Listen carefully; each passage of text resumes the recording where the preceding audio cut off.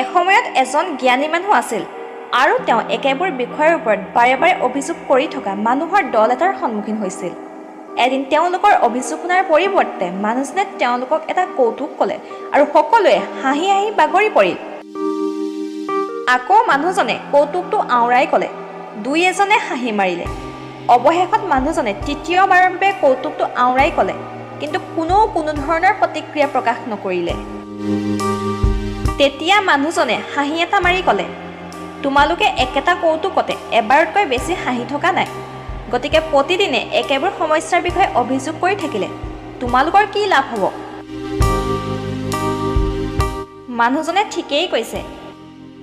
আপুনি যদি একেটা সমস্যাৰ অভিযোগ কৰি থাকে কিন্তু ইয়াক সমাধান কৰিবলৈ একো নকৰে, তেন্তে আপুনি একো নাপাব।